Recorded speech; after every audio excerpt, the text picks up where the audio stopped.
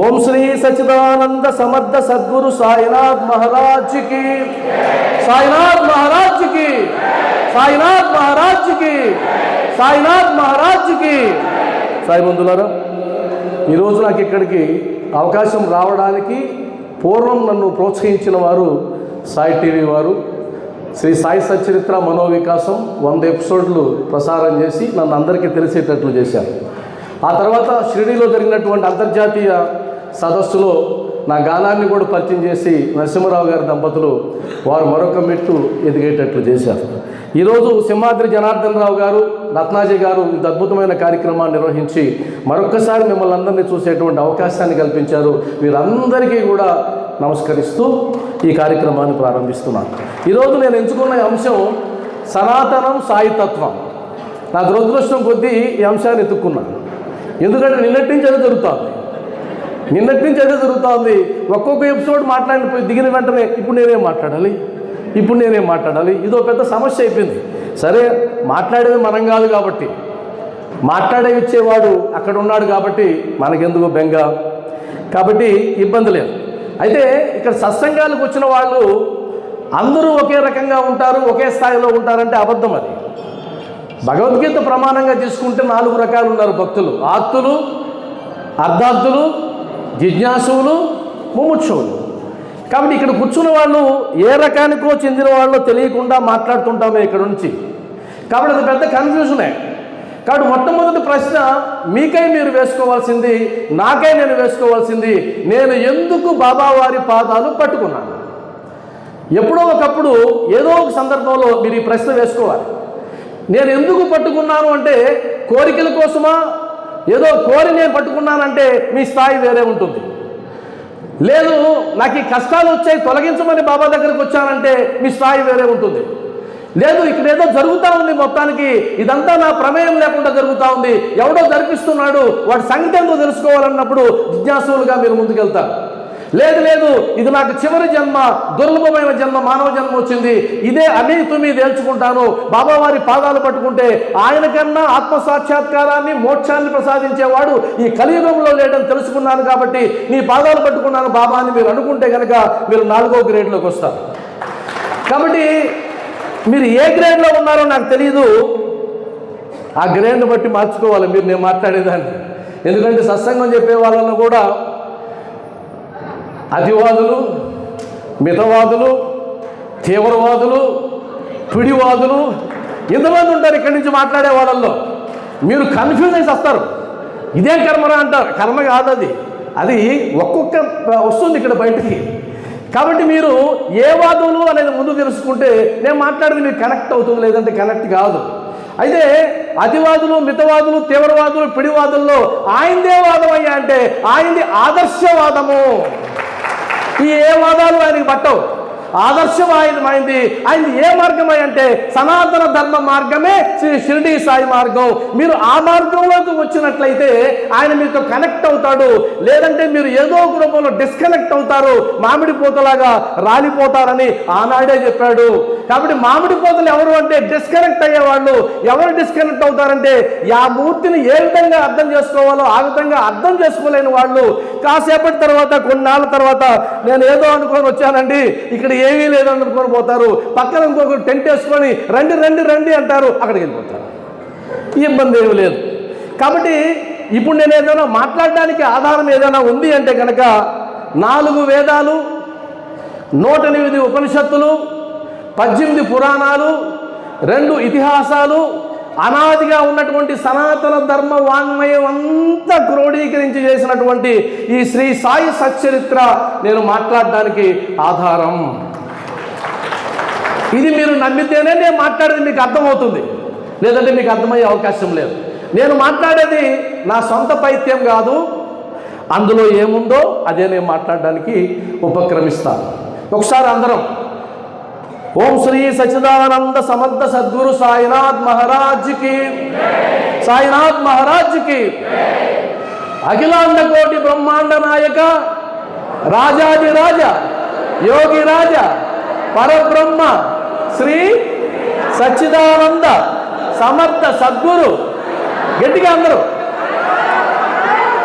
మళ్ళా మొదటి నుంచి అఖిలాండ కోటి చెప్పండి, బ్రహ్మాండం చెప్పండి.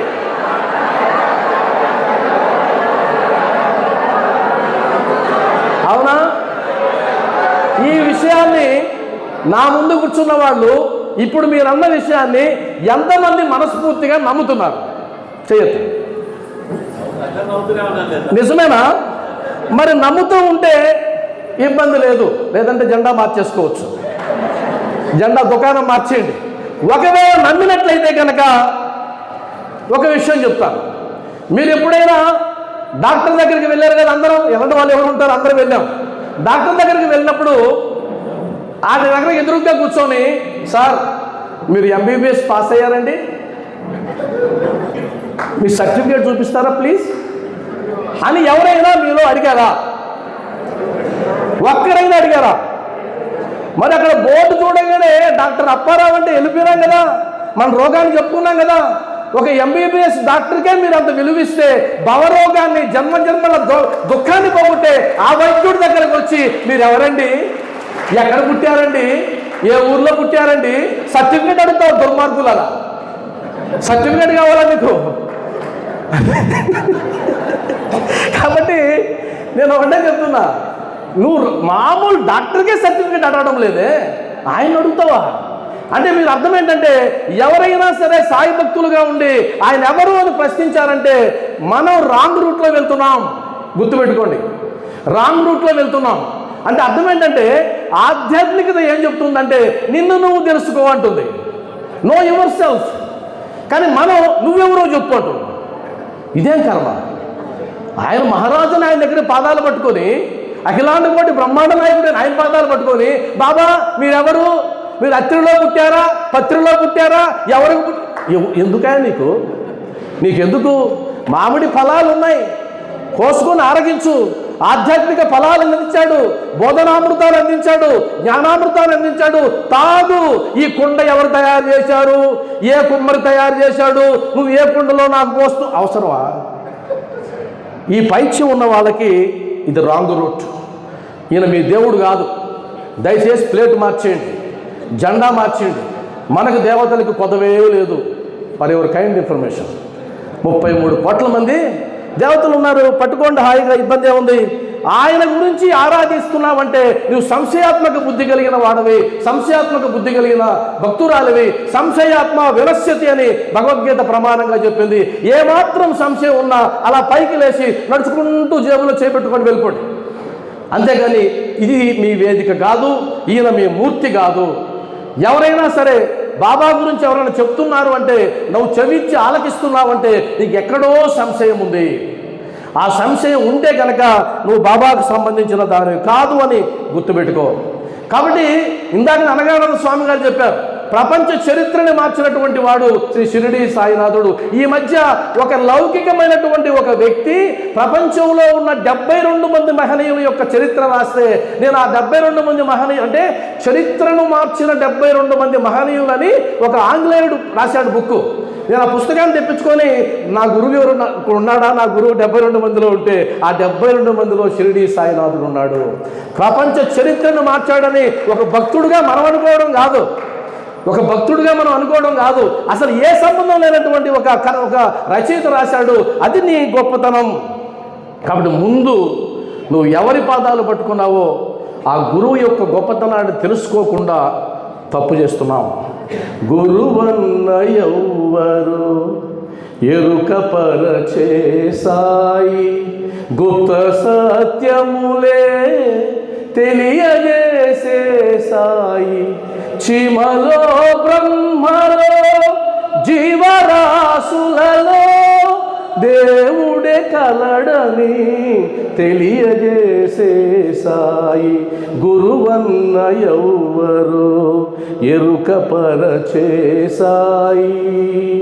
శ్రద్ధా భక్తి సహన శక్తి అర్చన అర్పణ ఆత్మానురక్తి సాధించగలిగితే సద్గురువు దొరకునని పరమార్థమందగా పదమతడు చూపునని పరమార్థమందగా పదమతడు చూపునని గురువన్న ఎవ్వరో ఎరుక పరచేసాయి. ఈ పాటను వినండి, మీకు అద్భుతమైనటువంటి మెసేజ్ అందులో వస్తుంది. కాబట్టి బాబా యొక్క గొప్పతనం గురించి సీక్రెట్లు ఏం లేవు, ఇక్కడ రహస్యాలేం లేవు. కాబట్టి ఉన్నదాన్ని తెలుసుకోవడమే ప్రధానం. కాబట్టి నాకున్న అదృష్టం, నా వైపు నుంచి మాట్లాడతా, బాబా వారు ఏ మతాన్ని స్థాపించలేదు. అవునా కదా? స్థాపించారా? ఏ మతాన్ని స్థాపించలేదు, ఏ మతాన్ని పోషించలేదు, ఏ మతాన్ని దూషించలేదు, ఏ వైపు అలా మొగ్గలేదు అనేది ఒక అభిప్రాయం.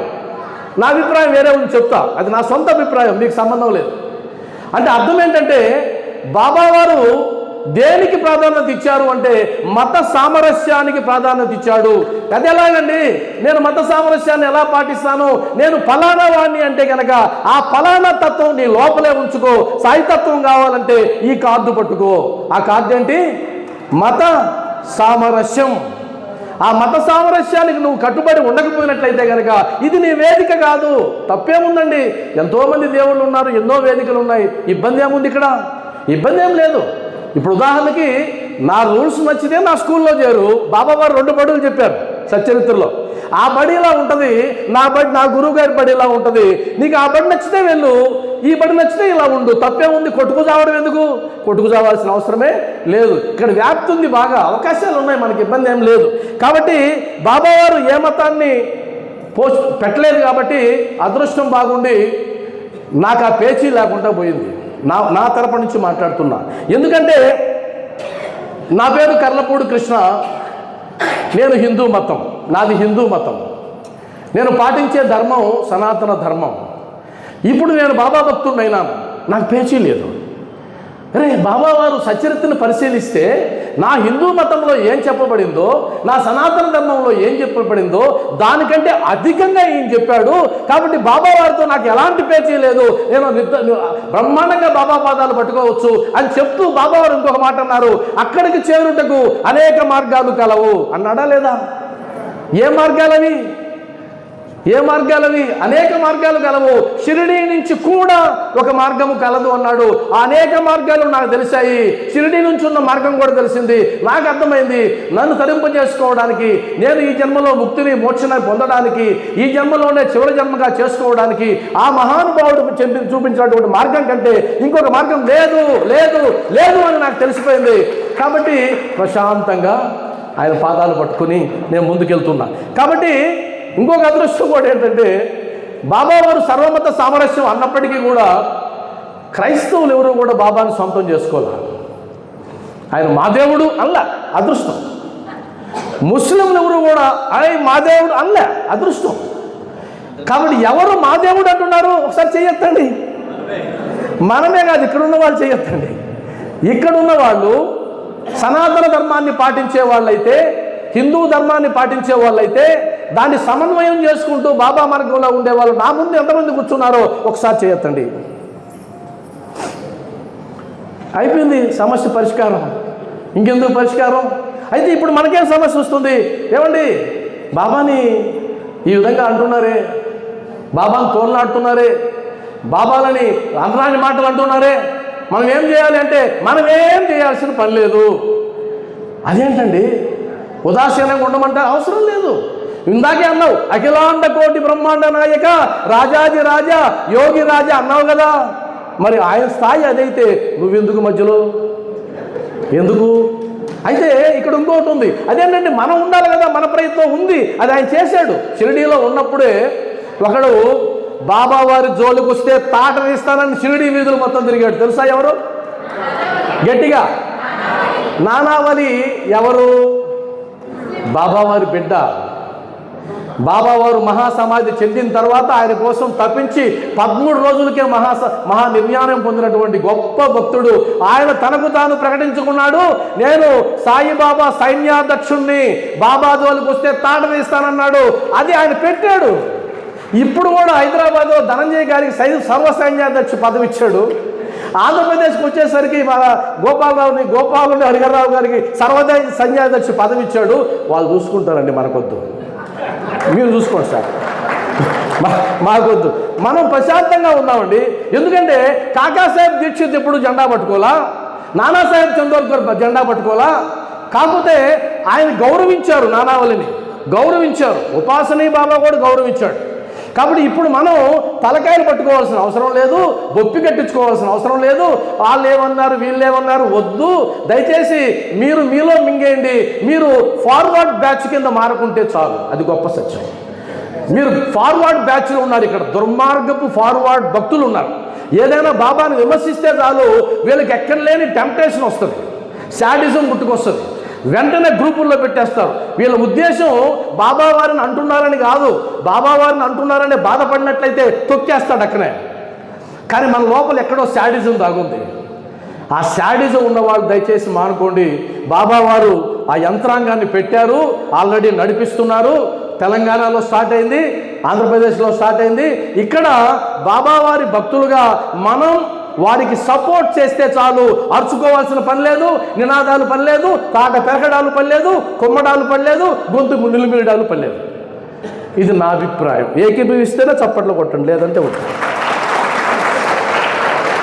అయితే ఇప్పుడు నేను ఇక్కడ మాట్లాడబోయే అంశాలు నా వైపు నుంచి మాట్లాడుతున్నా.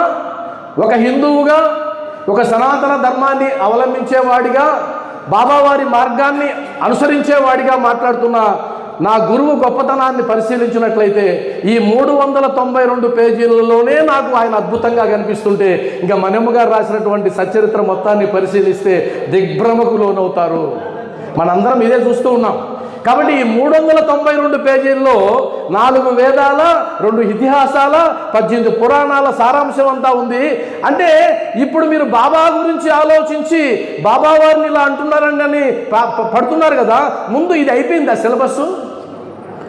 ఈ సిలబస్ చేసేసారా? నేను ఇప్పుడు ఛాలెంజ్ చేస్తున్నా ఇక్కడి నుంచి. ఏమండి, మేము ఈ 392 పేజీల సంక్షిప్త గ్రంథాన్ని చదివాము, అర్థం చేసుకున్నాము. బాబా వారు ఏం చెప్పారో నా జీవితంలో 100% అలానే ప్రవర్తిస్తున్నా అన్న వాళ్ళు బాబా మీద ప్రమాణం చేసి చెయ్యొత్తండి, లేచి నిలబడ్డాను. మీ పాదాలకు నమస్కారం చేస్తాను. ఉందా ఎవరైనా? ఉన్నారా? మరి అజెండా చాలా ఉందండి, సిలబస్ చాలా ఉంది. సిలబస్ అంతా పెట్టుకొని ఈ గొల్ల ఎందుకు మనకు? కాబట్టి నాలాంటి వాడికి ఏమనిపిస్తుందంటే, బాబా ఇది చాలయ్యా, దీన్ని అర్థం చేసుకుంటే ఈ జన్మకి సరిపోతుంది. మహానుభావులు కొంతమందికి అప్పగించారు, వాళ్ళు చూసుకుంటారని ఇక మీదట ఆ చర్చని వదిలేస్తూ ఉన్నా. ఒక సలహా ఇచ్చి, మీరు క్రైస్తవులై ఉండి బాబా వారిని పట్టుకుంటే క్రైస్తవ మతాన్ని అవలంబిస్తూ బాబా మార్గంలోకి వెళ్ళండి. మీరు ముస్లింలై ఉండి బాబా మతాన్ని పట్టుకుంటే ముస్లిం మతాన్ని అనుసరిస్తూ బాబా మార్గంలో వెళ్ళండి. మీరు హిందువులై ఉండి బాబా పాదాలు పట్టుకుంటే హిందూ మతాన్ని అవలంబిస్తూ బాబా మార్గంలో వెళ్ళండి. క్లియర్. ఇంక దీని గురించి మాట్లాడుకోద్దు ఎవరు. అయిపోయింది. ఫస్ట్ వచ్చిందని నేను అనుకుంటున్నా. వచ్చిందా? వచ్చింటే గట్టిగా చప్పట్లు కొట్టాడు. మరి నేను అనడానికి ఏముందండి రుజువు అంటే, బాబావారే రుజువు, నాకు ఇంకొకరు లేదు. దులియా కోర్టులో బాబావారు ఇచ్చిన వాంగ్మూలం ఉందని చెప్పారు. నా వయస్సు లక్షల సంవత్సరాలు, శ్యామాకు నాకు 72 జన్మలు, ఈ పాదాలు పురాతనమైన. అయిపోయింది. ఆయన ఇప్పుడు వాడు కాదు. ఆయన డేట్ ఆఫ్ బర్త్, ఆయన డేట్ ఆఫ్ డెత్ ఆ రూపానికి సంబంధించినవి మాత్రమే. ఆ రూపానికి సంబంధించిన మాత్రమే. వాస్తవానికి బాబా రూపం అది కాదు. అది కాదు కాదు కాదు. బాబా రూపం ఏంటంటే, నా ముందు కూర్చున్నవన్నీ బాబా రూపాలే. ఎవరైతే ఆయన పాదాలు పట్టుకుంటారో వాళ్ళందరినీ బాబా రూపాలే. నీతో మాట్లాడుతున్నది బాబానే, కూర్చున్నది బాబానే, చేస్తున్నది బాబానే. ఈ సకల సరాచర విశ్వమంతా బాబామయంగా చూడడమే బాబా తత్వం. అదే నిజమైన తత్వం. కాబట్టి సాయి బంధువులారా, ప్రమాణం ఉంది మనకు. పవిత్రానాయ సాధూనాం వినాశాయ చ దుష్కృతాం ధర్మ సంస్థాపనార్థాయ సంభవామి యుగే యుగే, సంభవామి యుగే యుగే యుగే యుగే. అయిపోయింది. నేనే పుడతానన్నాడు. ఆ నేను శ్రీకృష్ణుడు కాదు, పొరపాటు పడతారు ఎక్కువ మంది. శ్రీకృష్ణుడు పుడతాననలేదు, భగవానుడు పుడతానన్నాడు. ఆ పరబ్రహ్మ స్వరూపం పుడతానన్నాడు. ఆ పరబ్రహ్మ స్వరూపమే మళ్ళా సాయినాథుడుగా పుట్టాడు. అయిపోయింది, లెక్క తేలిపోయింది. సనాతన ధర్మం ఆధారంగానే తేలిపోయింది. మనమ్మగారి అభిప్రాయం కూడా నిన్న మా గురువుగారు సుబ్రహ్మణ్యం గారు చెప్పారు. అంటే మొట్టమొదటి ధర్మ సంస్థాపన కొరకు మరియు తాపత్రయాలతో తప్పించుకుపోతున్న మానవాళిని ఉద్ధరించడానికి ఆ పరబ్రహ్మ మరో మానవ రూపంలోకి షిరిడీ క్షేత్రంలో అవతరించారు. ఆమె కన్నా గొప్ప భక్తులు ఉంటారా? తన జీవితాన్ని సాక్రిఫైస్ చేసిన మహాతల్లి, సచ్చరిత్రని మనకు అందించిన మహాతల్లి, ఆమె కంటే గొప్ప వాళ్ళు ఎవరు ఉన్నారు? ఆమెకు అర్థమైంది ఇది. కాబట్టి బాబా వారిని సవ్యంగా అర్థం చేసుకోవడం ఎలాగో ఆమె చెప్తూ ఉంది. సర్వజ్ఞత్వం చెప్పాం, సర్వశక్తిమత్వం చెప్పాం, సర్వవ్యాపకత్వం చెప్పాం. నీ మనసులో ఉన్నది ఆయన తెలుసుకుంటాడు. సర్వజీవుల మనసులో, హృదయాల్లో ఉన్నది తెలుసుకున్నాడంటే సర్వజ్ఞుడు. ప్రకృతిని శాసించగలిగిన వాడు, పంచభూతాలని స్వాధీనం చేసుకున్నవాడు, అష్టసిద్ధుల్ని స్వాధీనం చేసుకున్నవాడు, పదార్థాల తత్వాన్ని మార్చగలిగిన వాడు, భూత భవిష్యత్తుల్ని శాసించగలిగిన వాడు పరబ్రహ్మ స్వరూపం కాక ఇంకెవరు అవుతారండి? అది కాదండి, ఆయన ఫకీరు. ఓకే, నీకున్నాయా ఆ లక్షణాలు? నువ్వు కూడా పరబ్రహ్మవే. ఆయనతో ఏం పని? మీకున్నాయా చెప్పండి. మీరు కూడా పరబ్రహ్మ స్వరూపాలే. ఈ భారతదేశంలో సనాతన ధర్మంలో ఎక్కడ భగవంతుడు ఉన్నాడని వేదం చెప్పింది అంటే ఎక్కడో లేడు, నువ్వేరా దేవుడు అని చెప్తే, నువ్వే దేవుడు అన్న తర్వాత ఆయన దేవుడు అయితే ఏమి, ఇంకొకటి దేవుడు అయితే ఏమి? ఎవరైతే జీవులు ఉన్నారో ఆ జీవులందరిలో ఉన్నవాడే ఆ పరబ్రహ్మ. కాబట్టి అందులో సందేహం అవసరమే లేదు. అయితే ఇంకొక విషయం కూడా చెప్తాను. సనాతన ధర్మానికి సూక్ష్మంగా ఏవైతే ప్రధాన ఆధారభూతాలు ఉన్నాయో అవి నేను బాబాలో చూస్తున్నా. నేను చెప్తున్నాను, నేను హిందువుగా సనాతన ధర్మవాదిగా మాట్లాడుతున్నానని. సత్యాన్ని పాటించమంటుంది సనాతన ధర్మం. నేను మసీదులో కూర్చొని ఎన్నడూ అబద్ధం ఆడను అన్నాడా లేదా? ధర్మాన్ని పాటించమంటుంది సనాతన ధర్మం. నీ ధర్మాన్ని నువ్వు పాటించు, పరుల ధర్మాన్ని వద్దని భగవానుడు చెప్పాడు, సాయినాథుడు చెప్పాడు. నీ ధర్మాన్ని నువ్వు పాటించమంటుంది. కర్మ సిద్ధాంతం చెప్తుంది సనాతన ధర్మం. బాబా వారి కంటే కర్మ సిద్ధాంతాన్ని చెప్పిన వాడు ఈ ప్రపంచంలో ఇంకొక్కరు లేరు. కర్మ సిద్ధాంతాన్ని చెప్పారు, ఈయన ప్రాక్టికల్గా చూపించాడు. బాబా, ఈ బాధను నేను భరించలేకపోతున్నాను, ఈ బాధని 10 జన్మలకి పట్టువాడా చేయండి, ఈ భరించలేకపోతున్నాను. డాక్టర్ పిల్లయ్య అన్నప్పుడు నారు కూర్పుకు సంబంధించి బాబా వారు ఏమన్నారండి? 10 జన్మలు వాడికి ఎందుకు, 10 రోజుల్లో తీసి పడేస్తానన్నాడు. అంత భరోసా ఇచ్చినటువంటి సద్గురువు ఈ ప్రపంచంలో ఇంకొకరు లేరు. సిద్ధాంతం ఏం చెప్తుందంటే నీ కర్మను నువ్వు అనుభవించవలసిందే చెప్తుంది. నీ కర్మను నువ్వు అనుభవించవలసిందే, ఇంకొక మార్గం లేదని చెప్తుంది. బాబా వారు ఏమన్నారంటే, నిజమే నీ కర్మను నువ్వు అనుభవించవలసిందే, కానీ నాకొక మినహాయింపు ఉంది. నేను అనుకుంటే గనక నీ కర్మరాహిత్యాన్ని చూపగలను అని ప్రదర్శించిన వాడు మహానుభావుడు బాబావారు. జన్మజన్మల సిద్ధాంతం నమ్ముతుంది కర్మ సిద్ధాంతం. బాబా వారి కంటే చెప్పిన వాళ్ళు ఎవరున్నారు? 72 జన్మలంటే అర్థం ఏంటి? అప్పటి నుంచి కాపాడుతూ వస్తున్నాడు. ఎంతమందికి చెప్పలేదు నీకు నాకు ఇన్ని జన్మల సంబంధం అని? ఇక్కడ ఉన్న వాళ్ళందరికీ బాబాతో సంబంధం ఉందా లేదా? కానీ ఒక అంకె తెలియదు మనకంతే, అంకె తెలియదు. అంటే 25 జన్మలుగా నిన్ను కనిపెట్టుకుని ఉన్నాను అని బాబా వారు ఈ మధ్యనే నాకు ఒక సంకేతం ఇచ్చారు. బాబా 72 శ్యామాకి ఇచ్చావు, మహల్సాకి ఇచ్చావు, మరి నాకేమి ఇచ్చావు అంటే 25 ఇచ్చాడు. మరి ఆ 25 సంవత్సరాలో తెలియదు, జన్మలో తెలియదు. మొత్తానికి నాకు బాబా వారికి కూడా ఏముందండి? 25 జన్మల సంబంధం ఉంది. అది మీకు ఉంది, అందరికీ ఉంది. జన్మల సంబంధం లేకపోతే ఇక్కడ ఒక మారుమూల పల్లెకి వచ్చి ఇక్కడికి వచ్చి మనం 2 రోజులు గడుపుతావా అండి? అవకాశం ఉందా? ఎంత డబ్బైనా ఉండొచ్చు, కానీ మేము గాలా వేసి కూర్చోబెట్టగలరా? కానీ ఎంతో అద్భుతం అండి ఇది. మరి ఒక ఆయన అన్నారు, అంత దూరం వెళ్ళాలా సార్, పల్లెకి వెళ్ళాలంటే నేను చెప్పాను, అయ్యా కళ్ళు అయితే గనక, సారాయి అయితే గనక నువ్వు దుకాణం పెట్టుకుంటే వినియోగదారులు వస్తారయ్యా, కానీ పాలు అయితే మాత్రం నువ్వు ఇంటింటికి తిరిగి అమ్మాల్సిందే.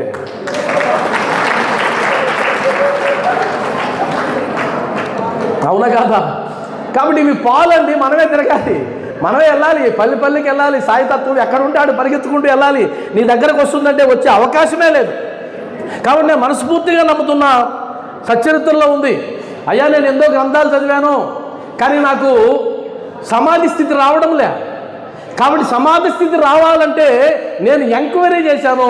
ఆ ఎంక్వైరీలో తెలియదు ఏంటంటే బాబా కంటే ఆ సమాధి స్థితిని ఇవ్వగలిగిన వాడు లేడురా అంటే పరిగెత్తుకో నీ దగ్గరకు వచ్చాను అన్నాడా లేదా?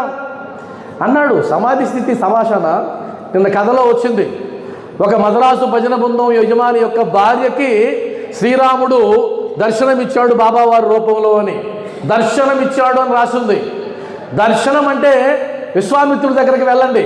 దర్శనం అంటే అర్థం ఏంటంటే 1000 సంవత్సరాల తపస్సు, 10,000 సంవత్సరాల తపస్సు, ఇంత చేస్తే కానీ దర్శనం కాదు. కానీ బాబావారి మహత్యం ఏంటో తెలుసా? మామూలు మనలాంటి వాళ్ళకు కూడా ఆయన మోక్షాన్ని ఇవ్వగలడు. ఆయన బ్రహ్మాండంగా ప్రదర్శించగలడు. ఆయన యొక్క అవతారాన్ని మనకు ఇవ్వగలడు.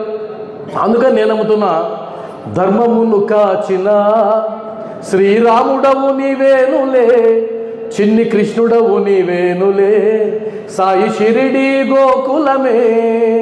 ధర్మమును కాచిన శ్రీరాముడవు నీవేనులే, చిన్ని కృష్ణుడవు నీవేనులే, సాయి షిరిడి గోకులమే. సాయి రామ జయ సాయి కృష్ణ నిన్ను కొలిచేను ఈ జగమే. సాయి రామ జయ సాయి కృష్ణ నిన్ను కొలిచేను ఈ జగమే. అందరాని ఆనందం షిరిడీలో దొరుకును, షిరిడి సాయిషా. కరుణించవ సాయి భగవాన్, కరుణించవ సాయి భగవాన్. సాయి సాయి రామ్ జయ షిరిడి సాయి రామ్, సాయి సాయి రామ్ జయ షిరిడి సాయి రామ్, సాయి సాయి జయ రామ్ జయ షిరిడి సాయి భగవాన్. పాలకడలినే వదలి భూమిని చేరినావ భగవాన్. ఇది నేను నమ్మేటువంటి సిద్ధాంతం. అయితే 2-3 ప్రమాణాలు చెప్పి వదిలేస్తా. భగవద్గీతని మనం పూజిస్తాం. భగవద్గీతకి మాత్రమే ఇప్పటి వరకు జన్మదినం జరిపేవాడు, గీతా జయంతి. కానీ ఇప్పుడు దానికి ప్రత్యేకంగా సాయి సచ్చరిత్రకి కూడా జయంతి ఉత్సవాలు జరుపుతున్నారు. అవునా కదా? ఒకసారి గట్టిగా చప్పట్లు కొడదాం. అహమాత్మా గుడాకేశ సర్వభూతాశయ స్థితః, అహమాత్మా గుడాకేశ సర్వభూతాశయ స్థితః, అహమాదిత్య మద్యం చ భూతానామంత ఏవ చ, భూతానామంత ఏవ చ. ఇది విభూతి యోగంలో ఉంది. సకల జీవుల్లో నేనున్నానని శ్రీకృష్ణ భగవానుడి రూపంలో చెప్పాడు. కానీ బాబావారు దాన్ని ఎంత సరళంగా చేసి చెప్పారు. ఎవరెవరిని ఉద్దేశించి? లక్ష్మీబాయిని ఉద్దేశించి చెప్పాడు, శ్రీమతి ఆత్మారాం తర్కడ్ భార్యకి సంబంధించి చెప్పాడు. అమ్మా, ఆ కుక్క ఆకలి తీరినా నా ఆకలి తీరినట్టే. నువ్వు ఇంతకుముందు ఇంటి నుంచి బయటకు వచ్చేటప్పుడు కుక్క ఒకటి వచ్చింది కదా, దానికి నువ్వు రొట్టె ముక్క వేసావు కదా, ఆ రొట్టె ముక్క తిని నేను తెరుపులు తీస్తున్నాను ఇప్పటికీ అన్నాడు. అంటే ఒక జీవి యొక్క ఆకలి తీరిస్తే నా ఆకలి తీరినట్టేనని ఉపమాన రూపంగా ఆచరణాత్మకంగా బోధించిన వాడు సాయినాథుడు. శ్లోకాల రూపంలో బోధించింది సనాతన ధర్మం శ్రీ భగవద్గీత రూపంగా. కాబట్టి మీరే అంచనా వేసుకోండి. బాబావారు ఎవరు అని నేను ప్రత్యేకంగా చెప్పాల్సిన అవసరం లేదు. నేనైతే ఒకటి చెప్పగలను, ఆ శ్రీకృష్ణ అవతారం రామావతారానికి ఎక్స్టెన్షన్ రూపమే శ్రీ సాయిబాబా. ఎక్స్టెన్షన్ రూపం, మెరుగులు దిద్దిన రూపం, ఏఐ రూపం. ఏఐ రూపం ఆయన అద్భుతమైన సమాజం కాదు. మీకు ఆయన గురించి పూర్తిగా తెలుసుకుంటే మెహర్ బాబా అన్నట్టు ఈ ఆధ్యాత్మిక ప్రపంచాన్ని ఏలడానికి 72 మంది మహనీయులు ఉన్నారు. అందులో 5 సామ్రాట్లు ఉన్నారు. 5 సామ్రాట్లలో మహాసామ్రాట్ నా షిరిడి సాయినాథుడు అని ఊరుకోలేదు. నాకు తెలిసినంతగా మీకు తెలిస్తే ఇది నిజమని మీరు ఒప్పుకుంటారు అన్నాడు. ఇక్కడ ప్రధానం ఏంటంటే తెలియడమే, తెలుసుకోవడమే ప్రధానం. పైన పనికిరాదండి, పైన కుదరదు. బాబావారు అంటారు సచ్చరిత్రలో, నేను మంచం మీద కూర్చుంటే నన్ను పుట్టించిన దేవుడు నాకు ఆహారాన్ని అందిస్తాడు అన్నది ఆకలి విషయంలో సరిపోతుంది, కానీ ఆధ్యాత్మిక విషయంలో సరిపోదు అన్నాడు. ఆధ్యాత్మిక విషయంలో నువ్వు ఒక అడుగు వేయాల్సిందే. నువ్వు సాధన చేయాల్సిందే. సాధన చేయడానికి నీ జీవితం సరిపోదు. ఇక్కడ అనుభవజ్ఞులు చెప్తున్నారు, నీ జీవితం సరిపోదు. అయితే బాబా వారి అనుగ్రహం ఉంటే ఇదంతా చదవాల్సిన అవసరం కూడా లేదు, అది వేరే విషయం. ఆయన ఒక్కసారి అలా స్పర్శ పెడితే చాలు, మొత్తం మారిపోతుంది. కాబట్టి శ్రీకృష్ణ భగవానుడు చెప్పింది భగవద్గీతలో బాబా వారు దానికి ప్రాక్టికల్ రూపాన్ని ఇవ్వడం జరిగింది. కాబట్టి ఇంకొక విషయం చెప్తాను. ఆ విభూతి యోగంలోనే భగవానుడు పర్వతాలలో నేను మేరు పర్వతాన్ని, మృగాలలో నేను సింహాన్ని, దేవతలలో నేను ఇంద్రుణ్ణి, పశువులలో నేను గరుత్మంతుణ్ణి, విన్నారు కదా, ఇలా చెప్పాడండి శ్రీకృష్ణ భగవానుడు. అంటే ఈ జగత్తులో ఉన్నటువంటి శ్రేష్టమైన వాటిలో నేనున్నానని ఆ గీతాచార్యుడు చెప్తే, నీ పెంట కుప్పలో నేను ఒక పురుగుని అని చెప్పాడు నా గురువు. నీ పెంట కుప్పలో నేను ఒక పురుగుని, అలా అయినందువల్ల నేను ధన్యుణ్ణి అని చెప్పాడు. ఇంతకు మించిన సరళత్వం ఉన్నటువంటి మహానుభావుడు ఈ జన్మకి ఇక దొరకడు. కాబట్టి అర్థం చేసుకుంటే కనుక మీకు అర్థమైపోతుంది. దుఃఖేష్వనుద్విగ్నమనా సుఖేషు విగత స్పృహ వీతరాగ భయక్రోధ స్థితధీర్మునిరుచ్యతే.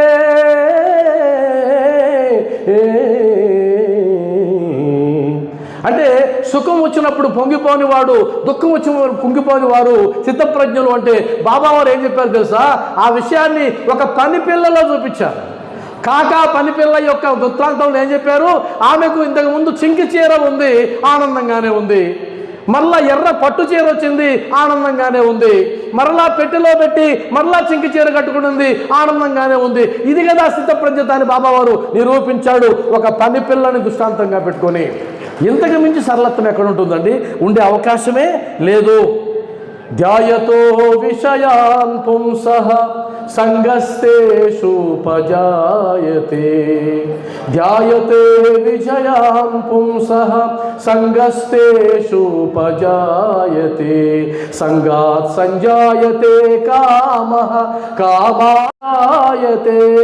క్రోధాత్ భవతి సమ్మోహః సమ్మోహాత్ స్మృతి విభ్రమః స్మృతిభ్రంశా బుద్ధినాశో బుద్ధినాశ ప్రణశ్యతి బుద్ధినాశ ప్రణశ్యతి.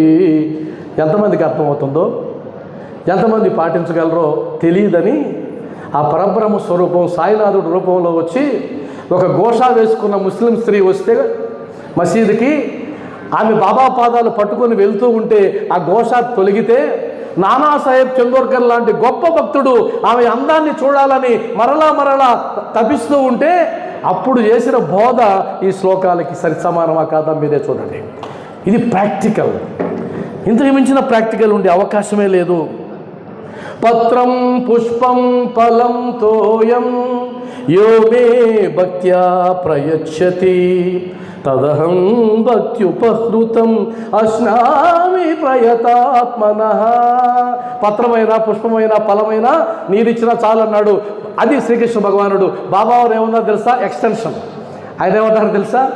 అరే నువ్వు ఇస్తే కాదురా, ఇస్తానని అనుకుంటే నీ దగ్గర లాక్కుంటా నేను అన్నాడు. అది కదా గొప్ప విషయం.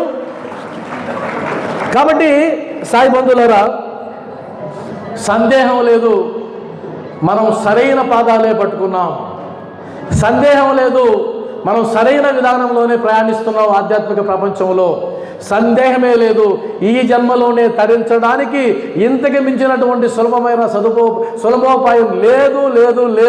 ఇది ఖరాఖండిగా మనం నిర్ణయించుకుని ఇప్పుడు ప్రాక్టికల్స్లోకి వెళ్ళాలి. ప్రాక్టికల్స్ ఇప్పుడే నేను చెప్పడంలే. వాస్తవానికి ప్రతి సెషన్లో హోంవర్క్ ఉంటుంది. మనం హోంవర్క్ మాత్రం ఎగ్గొడతాం. మనం పెద్ద దొంగలం, బడి దొంగలం. మనకు 24 గంటలు ఆయన రూపం కావాలి, ఆయన నామం కావాలి, ఆయన భజన కావాలి. సంతోషమే, గొప్ప విషయం. అది సామాన్యం కాదు. అది కేవలం అక్కడకు అనేక మార్గాలు కలవన్నారు కదా, అందులో ఒక మార్గమే గుర్తించండి. ఏంటా మార్గం? బాబా వారిని చూడాలి, బాబా నామాన్ని జపించాలి, బాబా భజన చేయాలి, బాబా సంకీర్తన చేయాలి. ఒక్క మార్గమే. ఏంటది? భక్తి మార్గం. అది భక్తి మార్గం. ఇంకా చాలా ఉన్నాయి. జ్ఞాన మార్గం ఉంది, యోగ మార్గం ఉంది, ఉన్నాయి లేదా? వాటి వైపు అడుగులు వేయాలి. వాస్తవానికి ఇది మీ భక్తిని పెంచడానికి కాదు ఈ కార్యక్రమం. మీ భక్తిని పెంచడానికి ఈ కార్యక్రమం కాదు, మీ జ్ఞానాన్ని పంచడానికి మాత్రమే ఈ కార్యక్రమం.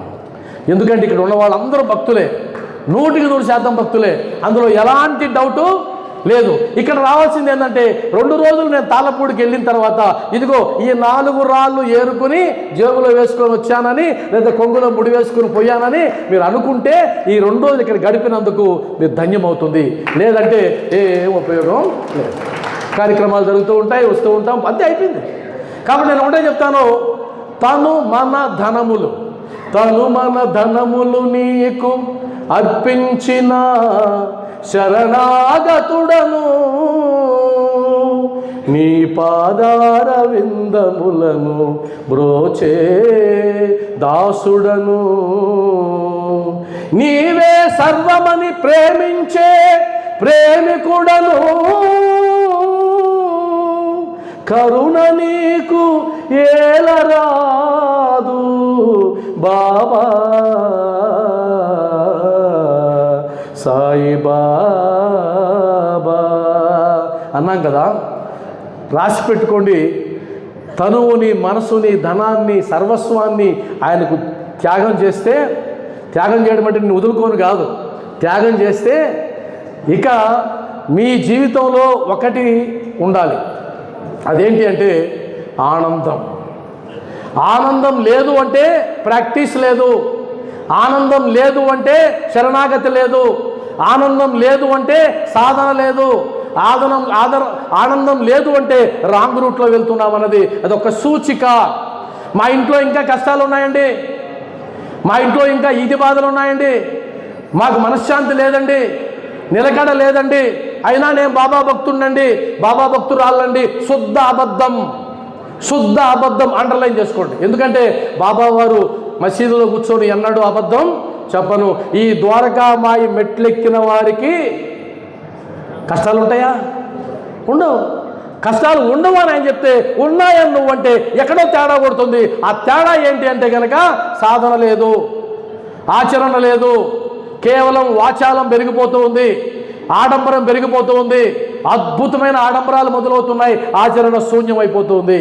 ఆచరణ శూన్యం అయ్యింది అంటే కనుక అనుగ్రహం శూన్యం. మరలా చెప్తున్నా, ఆచరణ శూన్యమైతే అనుగ్రహం శూన్యం. ఈరోజు ఇక్కడ బాబావారికి ఏం సమర్పించాం మనం? 2 రోజుల నుంచి ఏం సమర్పించాం బాబావారికి? సమయాన్ని. అది కూడా చాలా వాల్యుబుల్ పనులు ఉన్నాయండి నాకు, అయినా కూడా వచ్చాను. ఏం చేస్తాం ఆయన కోసం? ఇదొక తత్వం. చాలా పనులు ఉన్నాయండి, అయినా వచ్చాం. అంటే ఏం చేస్తాం మహానుభావుడికి ఇదొకటి అయిపోతే ఇది అంటే ఎందుకు తగులుకున్నాడండి ఇతను అన్నట్టు ఉన్నది. కాబట్టి భగవంతుని సన్నిధికి చేరడానికైనా ముఖ్యమైన పని ఏదన్నా ఉంటే వైట్ పేపర్ మీద రాసి నాకు చూపిండి. భగవంతుని సన్నిధి చేరడం కన్నా ఏముంది ముఖ్యమైన పని? ఒకవేళ ఏదైతే ముఖ్యం అనుకుంటావో ఆయన అనుకుంటే 1 సెకండ్లో ఆ ముఖ్యమంతా 0 అయిపోతుంది. ముఖ్యమంతా 0 అయిపోయి ఆయన పాదాల దగ్గరికి వచ్చి పడిపోతావు, అంతే, ఏం లేదు ఇంకా. అందువల్లనే శ్రీ ధర్మపురి శేషప్ప కవి అద్భుతంగా చెప్తాడు లక్ష్మీ నరసింహ శతకంలో, బ్రతికినన్నాళ్ళు నీ భజన తప్పను గాని, బ్రతికినన్నాళ్ళు నీ భజన తప్పను గాని, మరణకాలమునందు మరతునేమో. బ్రతికినన్నాళ్ళు నీ భజన తప్పను గాని, మరణకాలమునందు మరతునేమో. ఆవేళ యమదూతలాగ్రహంబున వచ్చి ప్రాణముల్ పెకలించి పట్టునప్పుడు, ఆవేళ యమదూతలాగ్రహంబున వచ్చి ప్రాణముల్ పెకలించి పట్టునప్పుడు, కఫవాత పైత్యముల్ కప్పగా భ్రమచేత కంపముద్భవమంది కష్టపడుచు, నా జిహ్వతో నిన్ను నారాయణాయంచు పిలువగలను, శ్రమ చేత పిలువలేను. నాటికిప్పుడే భక్తి నీ నామ భజన చలచెదను, చెవిని వినవయ్య ధైర్యముగను. భూషణ వికాస శ్రీధర్మ పుర నివాస, దుష్ట సంహార నరసింహ దురిత దూరా. బ్రతికినన్నాళ్ళు నీ భజన తప్పను గాని, మరణకాలమునందు మరతునేమో. ఇది వాస్తవం. ఆ జవసత్వాలు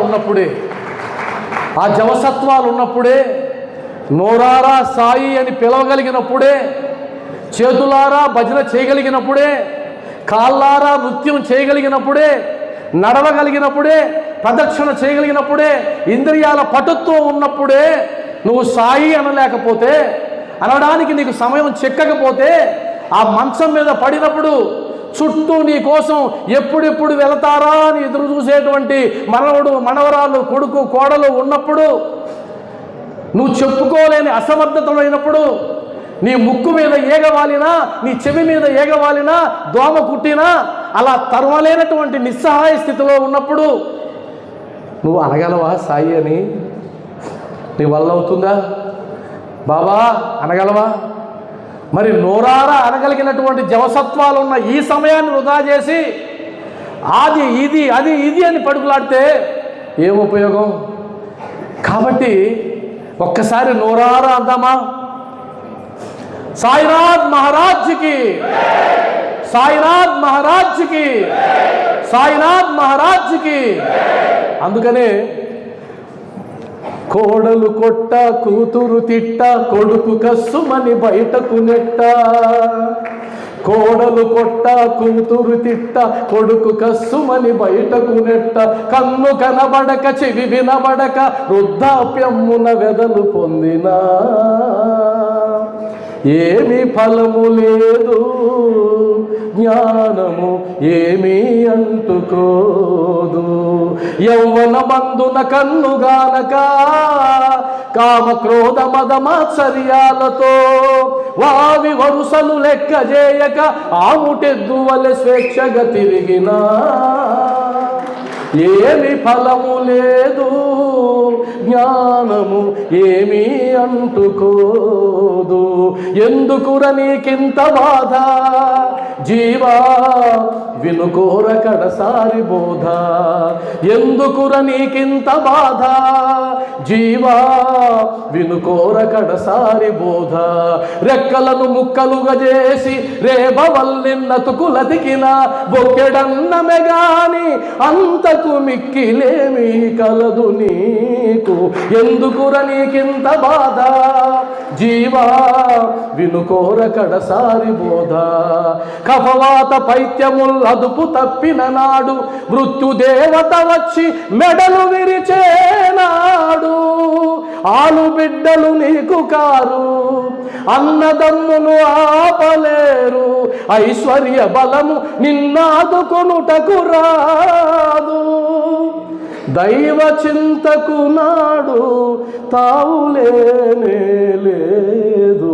ఎందుకుర నీకింత బాధ జీవా, వినుకోర కడసారి బోధ. తలచిన మాత్రాన పాపాలు తుడిచేసి వరములిచ్చేటియా పరమాత్మనే మరచి. తలచిన మాత్రాన పాపాలు తుడిచేసి వరములిచ్చేటియా పరమాత్మనే మరచి. ఎంతిచ్చిపోయినా ఇంతేనా అని ఏడ్చు, నీ వాళ్ళ నమ్ముకొని నిక్కుతావెందుకు? ఉసురు కాస్తా పోతే విసరి నేలకు కొట్టి, నిమిషమైన శవాన్ని నిలిపి ఉంచగబోరు. ఎందుకుర నీకింత బాధ జీవా, వినుకోర కడసారి బోధ. జీవా, వినుకోర కడసారి బోధ. సాయినాథ్ మహారాజ్కి, సాయినాథ్ మహారాజ్కి. ఇక నేను ఉన్నానంటే రెండు రెక్కలు పట్టుకొని కిందకి తీసుకొచ్చి ప్లాన్ చేస్తున్నారు ఇక్కడ.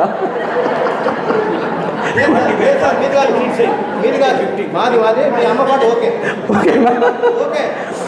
కాబట్టి అలాగే పాడమని అడిగే వాళ్ళు ఉండాలి, కానీ పాడడానికి నాకేంటి, మధ్యాహ్నం 2 గంటల దాకా ఇచ్చినా సంతోషం, ఇబ్బంది ఏం లేదు.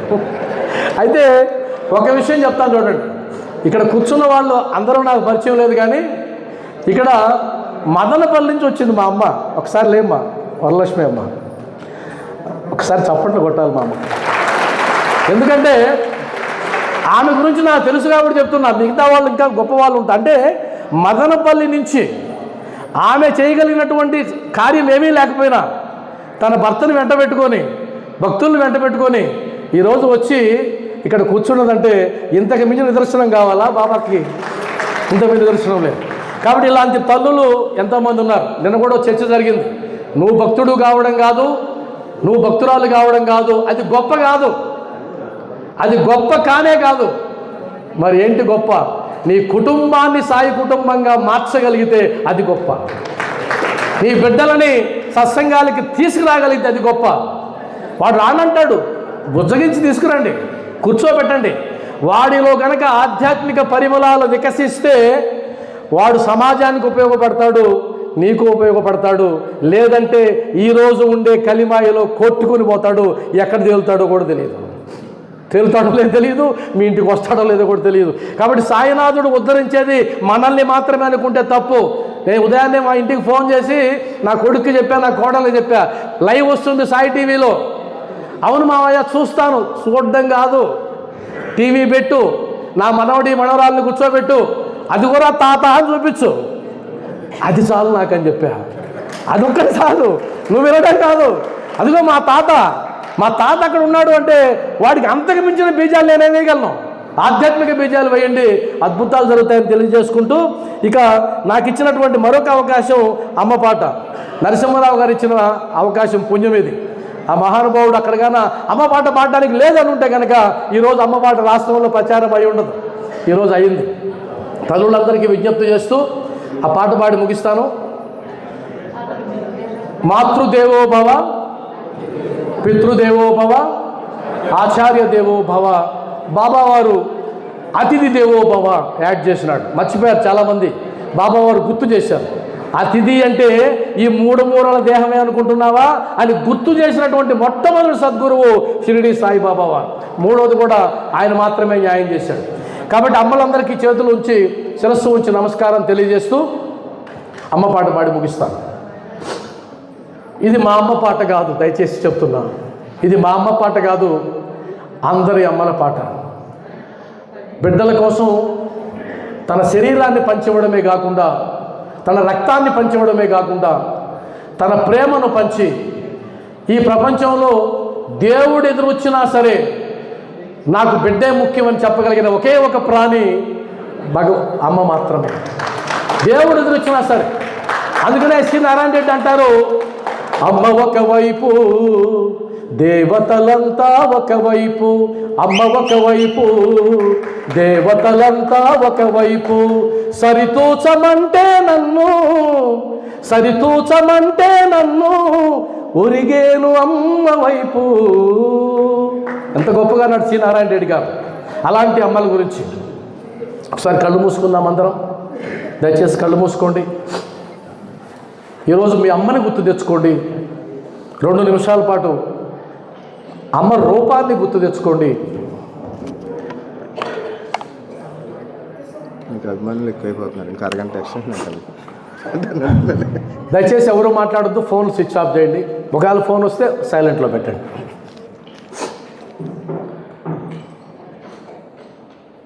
అమ్మ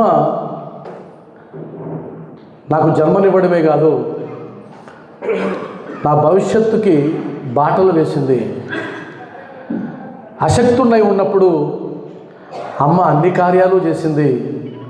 ఈరోజు అమ్మ అశక్తురాలిగా ఉన్నప్పుడు అందులో ఒక్క వంతు కూడా చేయలేనటువంటి నిర్భాగ్యుణ్ణి మనందరం కూడా, 1% కూడా, వారు చేసిన త్యాగంలో 1% కూడా, వారు చూపిన ప్రేమలో 1% కూడా తిరిగి ఇవ్వలేనటువంటి దౌర్భాగ్యాల కోసం ఈ పాటను నేను పాడుతూ ఉన్నా. వారి కోసం మాత్రమే పాడుతూ ఉన్నాను.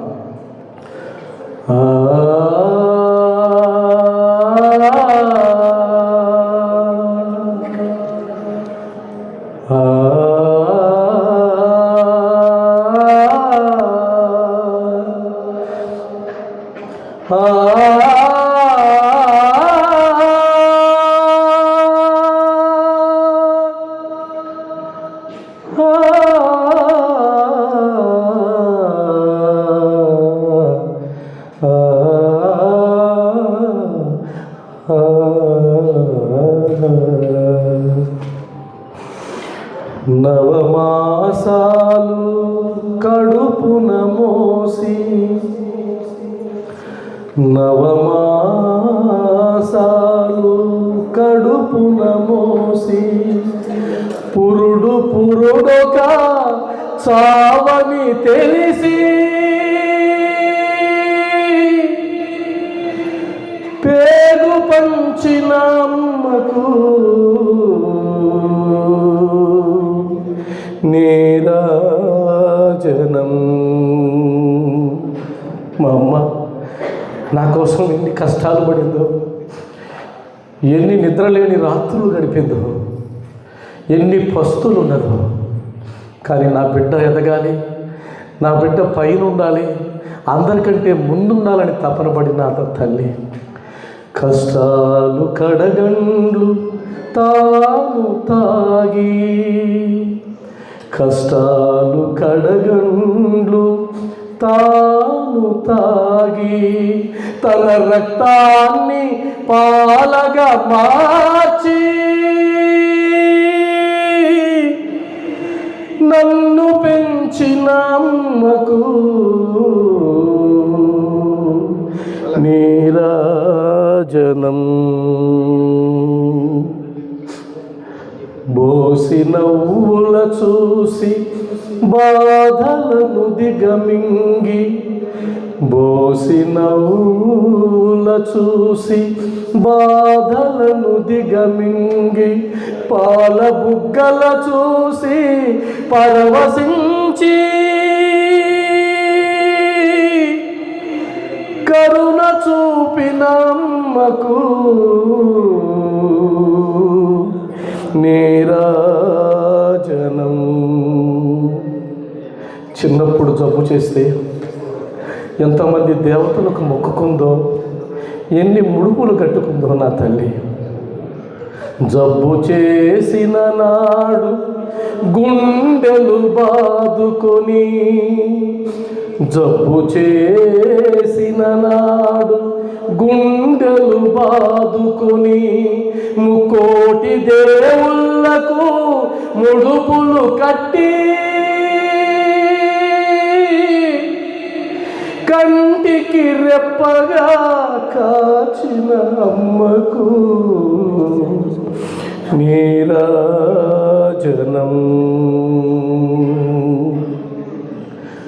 ఆలి మాటలు నమ్మి అలుసు చేసిన నాడు, ఆలి మాటలు నమ్మి అలుసు చేసిన నాడు, ఆదరించక తనను మోసగించిన నాడు, కోపమన్నది లేక బాగుండు కొడుకాయని కరుణ చూపిన అమ్మకు నీరాజనం. నీరాజనం. బిడ్డల కోసమే బ్రతికి బిడ్డల బాగునే తలచి, బిడ్డల కోసమే బ్రతికి బిడ్డల బాగునే తలచి, బిడ్డల కోసము తన జన్మను హారతి చేసే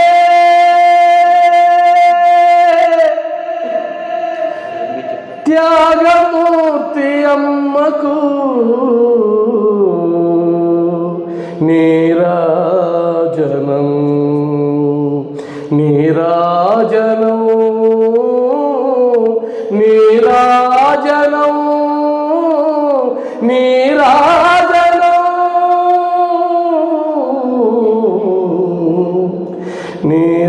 నీరాజనం.